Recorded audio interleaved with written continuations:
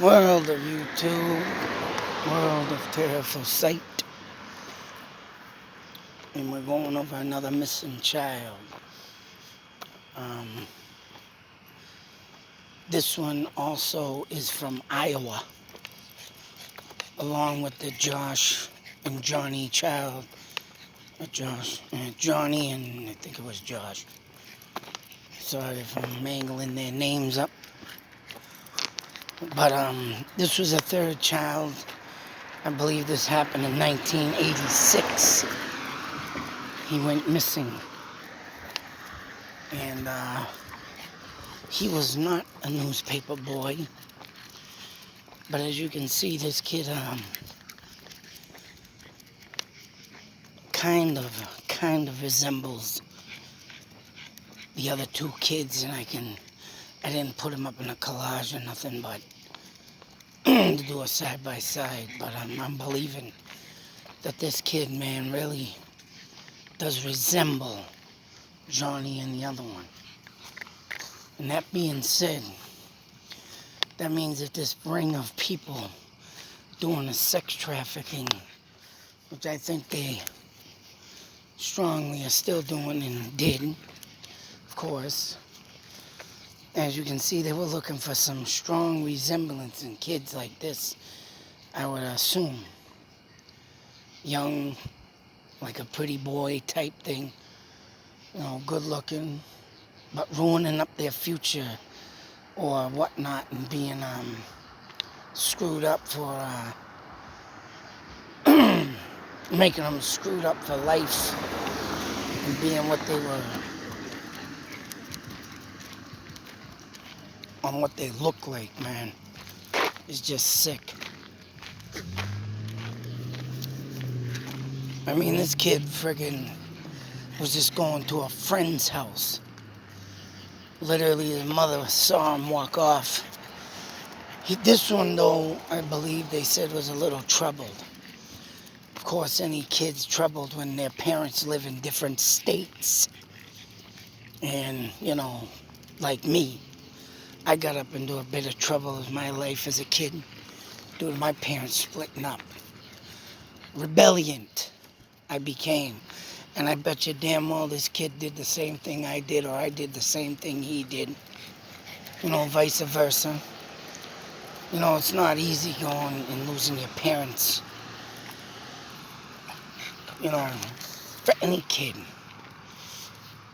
But of course that leaves you vulnerable. And I don't know, I can't say that this kid didn't have much street smarts, I don't think. Iowa, to me, being like a mid-town, western town in the Midwest, you're not left on the streets. But then again, I could be wrong. I've never been out there, but honestly, I think, these kids are very, not fully street smart wise. It's very hard to get a kid to be street smart anyways. But the 80s, man, were pretty good for that. You could go out, and man, I did it millions of times. And go figure, I might have been too ugly for some sex ring. Catch my drift? No. But, I don't know. They definitely were looking for, cute kids, say so, good-looking kids. And just to even think of the thought of, man, what they make them do. Oh. But, my street smarts evolved through violence. I wasn't, if I feel threatened, I get mad very easily. I get very upset. And I start letting people know my body language, Some kids, don't have that. It's sad to say. But, I did some mapping out anyways. This is one of the streets that Iowa is on. And as you can see, from Florida to Iowa, Actually, that marking down there, that yellow dot's been down there for a couple of years now, and I didn't even notice. I starred something down there. A video I actually did down in Florida on the dark man, the shadow person, or shadow man, I mean. And it's directly in that town that I was looking up on. But anyways, as you can see, right, these people like to travel. And who knows, man, it could be anywhere throughout the United States. I'm sure they got rings everywhere. I mean, although this town don't look too small, I mean, you got a bunch of streets here. Of course, that's a street. Then you got here, Highview Drive is the street that, I believe it was Johnny. No, not Johnny. The, Martin kid was on. And he was at the end of that street delivering papers. So as you can see over there, the ball field and everything of how a predator could prey on someone. And like I said, they did their homework, obviously, of following this kid and probably sat on this dirt little patch here, waited till this kid come by, or that looks like a driveway, but whatever. They could have been stalking him, walking through here, pretending they're walking as a, resident. What really gets me is this street gets cut off from here, and Highview is over here too. And look at that. Strangely, it gets cut off there, and I hate streets when they do that. For some apparent reason, I don't know why they do that, but actually the street I live on has a cemetery, cuts right through it, and the street's on the other side, and it's way over to your right as I'm looking at it right now. And it don't even match up to this friggin' street. But yet, it comes into this, and there's a big, huge space just like this. Although mine's done with a cemetery, not a bunch of residential houses. So I don't know, even if there even was a killer out there, serial killer, sex trafficking, which I'm going with the sex trafficking, because, right, all three boys, man, they were like good lookers, say so. They weren't too shabby looking. And what better kid to get involved in that kind of stuff? I mean, like I say, if you're gonna think like a killer or a rapist or whatever, yeah, you gotta think like them. Turn your stomach, but to catch someone, you gotta think like that. And for them to come out to this state, I mean, don't get me wrong, this state is pretty. I mean, it's big. The town looks. I freaking had a big glimpse of that. It's not that. I mean, as you can see here, it's even got its own airport. So, I mean, I'm for sure this town gets a lot of traffic. I don't know what historically wise, and that's probably what is really makes the traffic come in, but whatever the case may be, as you can see, if there are people like taking kids and stuff, they could be taking them through the airport and kidnapping them that way instead of driving. So I mean, there's a lot of options to do in this city. Yeah, I think it's more, I don't know if it's a city, but its own airport. I'm probably saying it's as big as Fitchburg, Leominster, where I live. That's what it looks like when you get a bigger view at the city itself. A lot of residential stuff, but having its own airport. Could just imagine the private jets that come in there, wheezing kids in, especially the troubled ones. That's why I think they took that kid to him, because he's, a good looker. And, I mean, he was having some disputes and stuff. I mean, like I say, probably going back and forth with his father and his mother and living here and living there. And, that's a pain in the ass, boy. And I lived that myself. I mean, there were times when I wanted to, jet out of there and get... And you know what I did, too? I mean, I just spent a lot of time at friends' houses, spent a lot of time out drinking, Hell, like I said, I did a lot of things. I mean, sometimes if I go home, it would only be to sleep. I finished my school time, but still, when I turned my age, I was out of there. And, you know, I did go back, but I spent my time in my own apartment. I was always managed to be by myself, but, I stuck around there and always try to manage my life, but drinking didn't help. So, I mean, I know even though my parents did get back together later on in life, still wasn't enough to cover my void. So, I mean, I feel these kids that get lost in, you know, and like they say in these stories, is what's real messed up is that these kids were talking, and they were seen by witnesses, talking to people, right? And that's the fricked up fucking thing. Is because here they are talking to people, and one of them was said to have, I believe it was the Johnny kid, that he was talking to the person like a father-son type of talking, getting into the moment and chatting away like nothing. So whatever these people are doing that's kidnapping these kids are, really putting something in their head. And it all leads back to also my son. He was put something in his head, and he even said it sounded good at the time, but yet they still managed to make it look like he wanted to be there, but he didn't, because when he started to get the realization of it, of course. And I'm gonna go with these kids, man, probably were like my son. And if you start talking the right way to these kids and, make them sound a story better than the one that you're living right now, of course these kids are going to want to take that life. Of course they're going to say, hey, you're going to do this for me? Okay. So, I mean, yeah, it was very easy for these kids to get talked into something.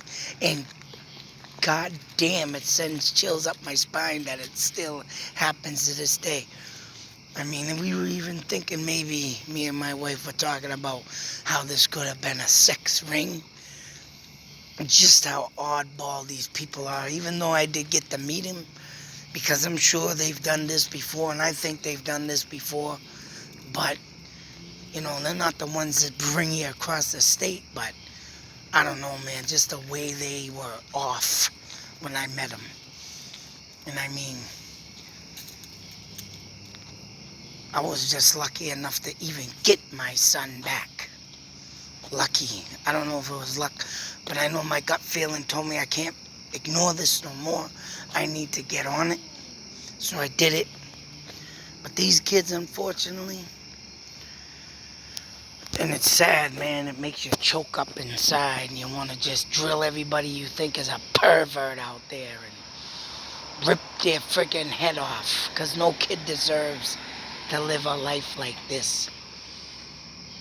I mean, just because of the fact that the way I am is the way I am, and I like hop on things, and you ain't doing this thing to me, man. And due to the fact that, yes, my son has a phone, and that's what these kids lacked of back then, was the communication.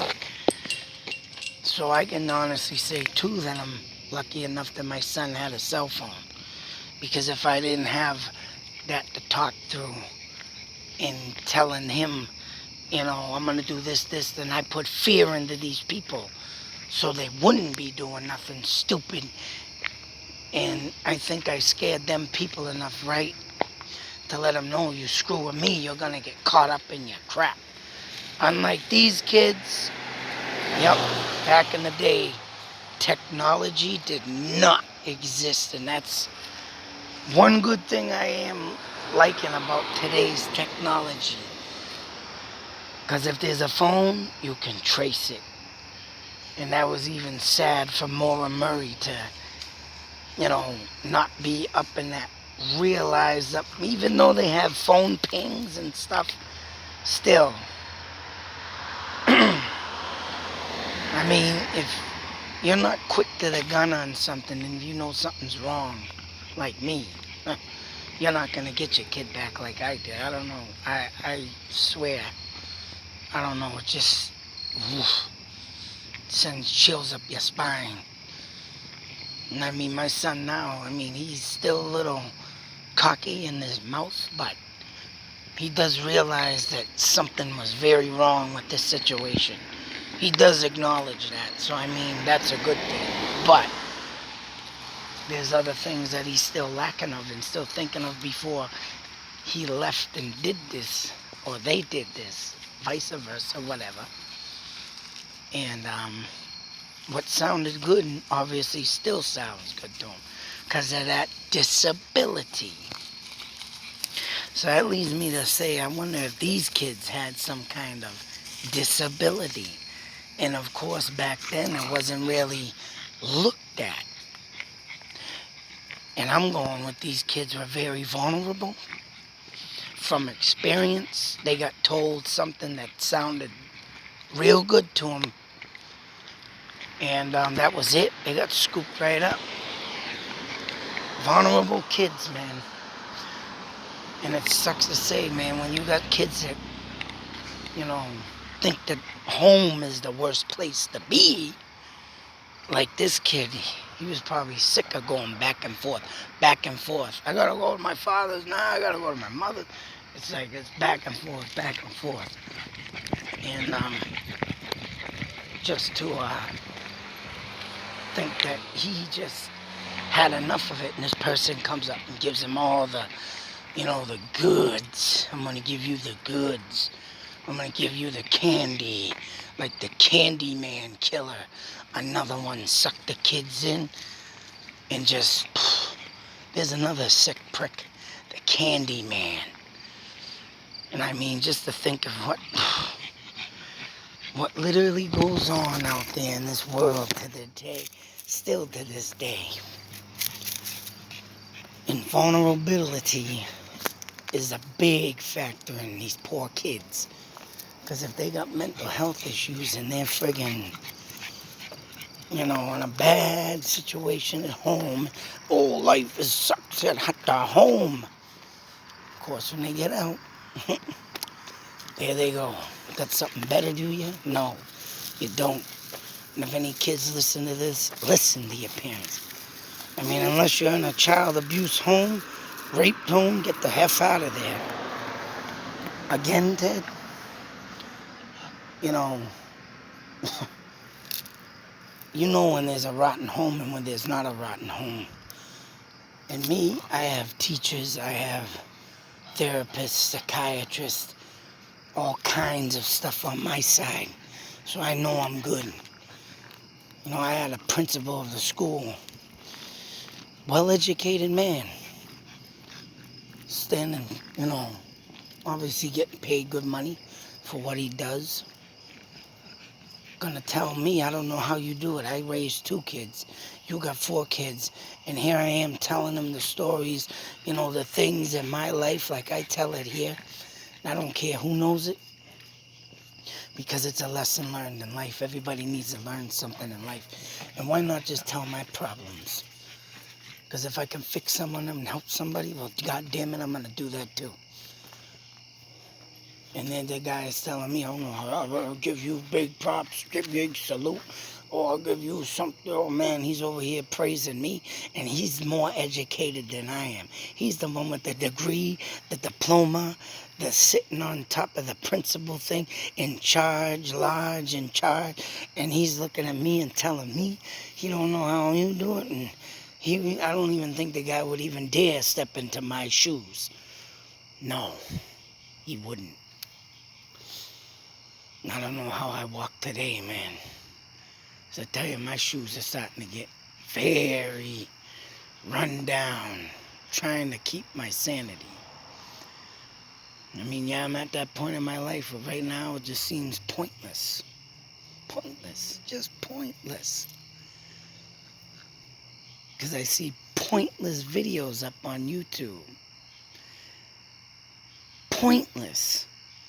And they got 1 million views. It's like, wow. What the fuck does a man gotta do around here to get a nut? Get that nut. run up the tree and bury it. It's mine, not. No, I just be labeled as a nut.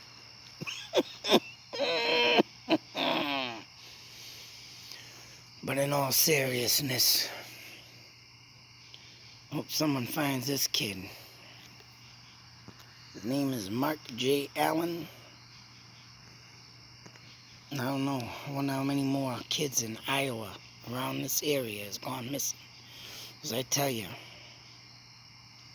it's a very sad situation, and just to think of what had happened to these kids, or it could be your kid, my kid, friends' kids, families' kids. It's like, wow, you're left swinging in a circle, trying to stop getting dizzy on that goddamn, what do they call them things? Merry-go-round. That's right. Try and stop it, and it just goes faster and faster and faster, and you can't get out of it. That's what I feel like right now, man. I'm spinning with my head up my ass. I can't get out. Tell ya. But anyways, until that next video, let's take a moment of silence and mourn on these poor lost kids. 3 of them. 3 of them.